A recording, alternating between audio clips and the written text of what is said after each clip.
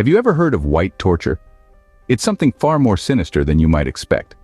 White torture is a type of psychological torture technique aimed at complete sensory deprivation and isolation. A prisoner is held in a cell that deprives them of all senses and identity.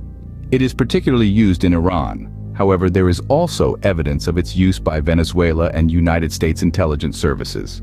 The prisoner is deprived of all color. Their cell is completely white. The walls, floor, and ceiling, as well as their clothes and food. Neon tubes are positioned above the occupant in such a way that no shadows appear. The cell is soundproof and void of any sound, voices, or social interaction. Guards stand in silence, dressed in all white, wearing padded shoes to avoid making any noise. Prisoners cannot hear anything but themselves. In terms of taste and smell, the prisoner is fed white food, classically unseasoned rice, to deprive them of these senses. Further, all surfaces are smooth, robbing them of the variability of touch sensations. Detainees are often held for months or even years.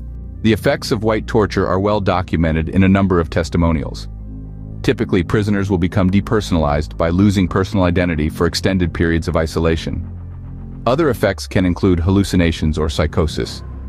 It was documented in the case of Amir Fakhravar, who was arrested in his native Iran and subjected to white torture for 8 months in 2004. While the physical pain of sensory deprivation is minimal compared to other torture techniques, the psychological damage is beyond compare. Fakhravar was quoted as saying when he was released he was not a normal person anymore and could no longer remember even the faces of his parents.